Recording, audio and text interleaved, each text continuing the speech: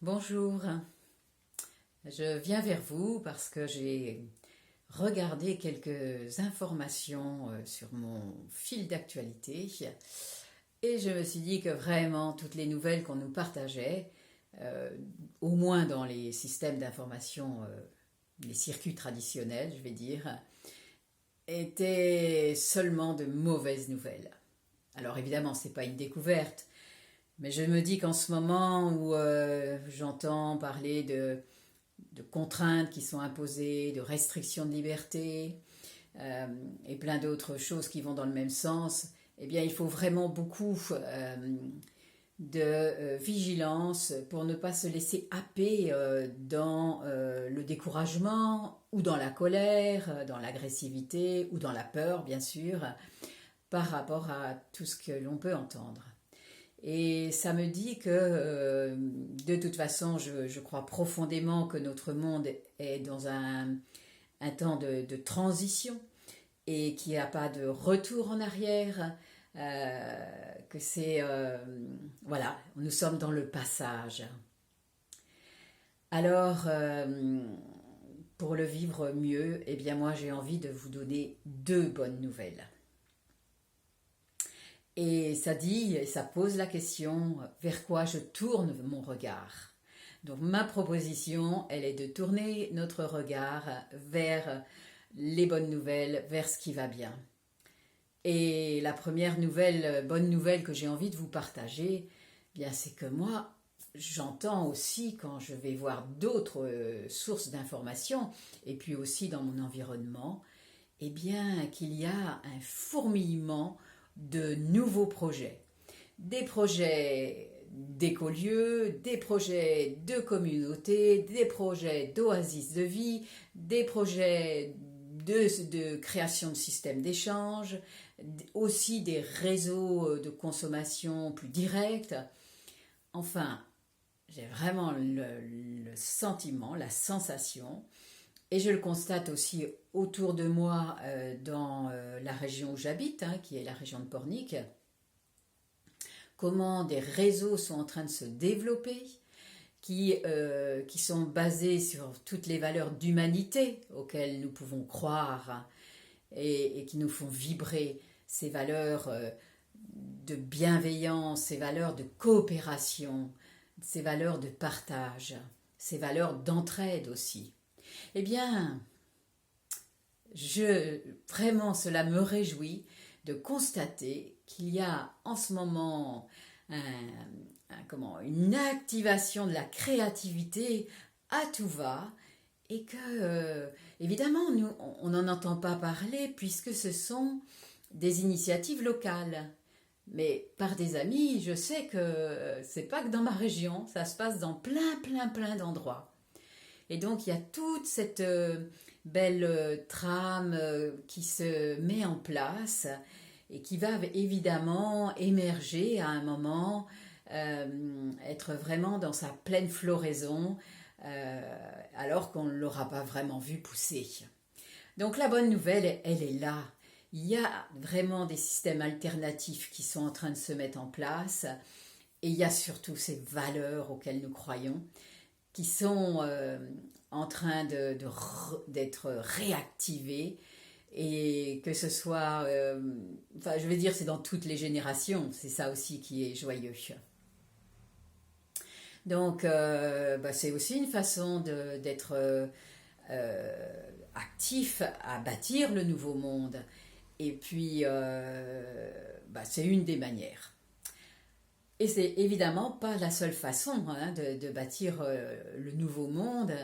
Et la deuxième manière, eh bien, ça peut être d'une façon, je dirais, plus dans le subtil, plus dans le monde vibratoire, puisque nous savons, enfin, je crois profondément et je l'expérimente régulièrement depuis des années, que tout démarre dans le subtil. Tout commence avant toute manifestation dans la matière, eh bien, elle prend d'abord forme dans ce monde de la non-forme, si je puis dire.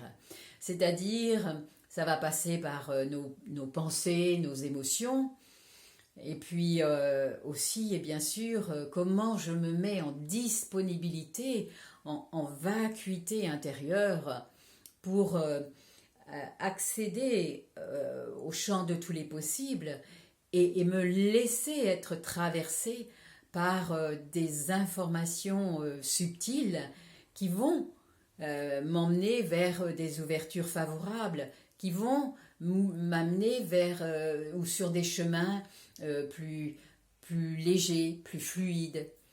Et quand je dis ça pour moi, évidemment que ça profite aussi à l'ensemble.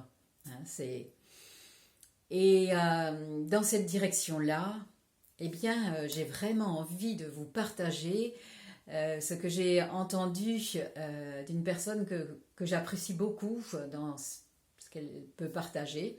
Il s'agit d'un scientifique orienté quantique, et c'est Philippe Bobola. Et vraiment, c'est toujours un bonheur de l'entendre parce que, voilà, vers quoi est tourné son regard? Eh bien, dans cette direction qui amène à créer le nouveau monde et non pas à être happé par, dans le monde incarné, bien sûr, dans le monde qui nous entoure, et dans lequel nous vivons, bien sûr, mais qui est un monde parfois tellement limitant et limité.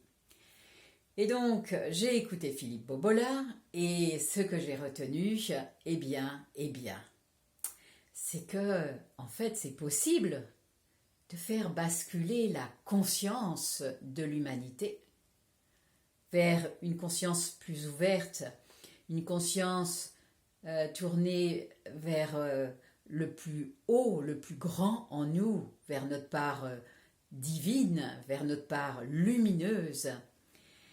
Et c'est possible de faire basculer l'ensemble de l'humanité en étant simplement un petit pourcentage de la population mondiale déjà installée dans cette belle conscience.